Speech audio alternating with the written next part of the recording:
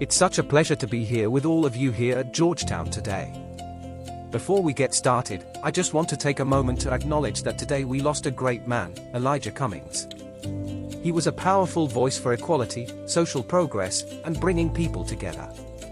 Back when I was in college, our country had just entered the Iraq War, and the atmosphere on campus was filled with disbelief. A lot of people felt like we were acting without listening to important perspectives, and our soldiers and their families were being devastated, and most of us felt like there was nothing we could do about it. I remember feeling like if more people had a voice to share their experiences, things could have turned out differently, and those early years shaped my belief that giving more voice to the powerless would empower the powerless and push for a better future for society.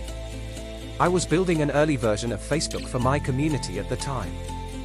But I had the opportunity to see my values and beliefs play out on a smaller scale. As students expressed who they were and what was important to them, they started more student groups, they started more businesses, and they challenged the way things were done on campus. And that taught me a lesson that while much of the world is focused on big events and big institutions, there are also big challenges to the way we think about the world.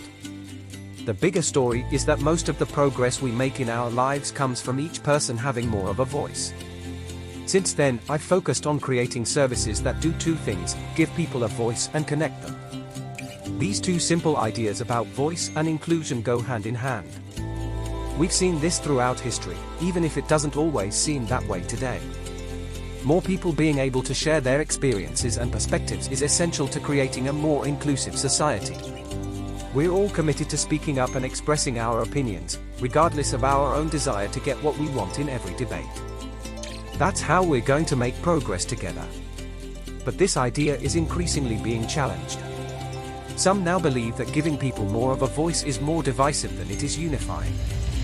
Many people believe that achieving the political outcomes they think are important is more important than everyone having a voice and being heard. And I think that's dangerous. So today, I want to talk about why and some important choices about freedom of expression that I think we face going forward. Throughout history, we've seen how using one's voice can help people come together. We saw this in the civil rights movement.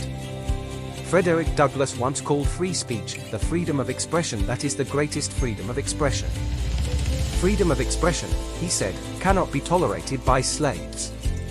Civil rights leaders have repeatedly argued that their protests are a protected form of expression, and one observer noted that nearly every case involving the civil rights movement has been decided on the basis of the First Amendment. We have seen this around the world, where the ability to speak freely has been at the heart of the global fight for democracy. The most repressive societies have always restricted speech, and when people finally have the ability to speak, they often use their voices to demand change. This year alone, people have used their voices to end long-standing dictatorships in North Africa. And now we are beginning to hear from people who have been excluded simply because they are women or because they believe in democracy. Our concept of free expression has expanded dramatically over the past 100 years. Many Americans know about the history of the Enlightenment and how we enshrined the First Amendment in the Constitution. But few realize how much our cultural norms and legal protections have expanded, even in recent history. The first case in which the Supreme Court seriously considered the First Amendment's freedom of speech was the 1919 Schenck case. It was between the United States and the federal government. Back then, the First Amendment only applies to the federal government, so the state can and often does limit our free speech. Our ability to make claims that we feel are wrong was much more limited than it used to be. Defamation laws used to apply to those who said something negative about someone, even if it was true. The standard has changed, so it's okay to criticize someone, as long as you can prove that your criticism is true. And we didn't have the same broad protections for free speech that we have today, until the 1960s, when the Supreme Court ruled in decisions like the New York Times versus Sullivan case that you could criticize a public figure, as long as you weren't speaking out of malice, even if what you said was false. We now have significantly more power to speak up about what we feel is wrong and share our own personal experiences. We've seen movements like Black Lives Matter and Me Too spread and go viral on Facebook.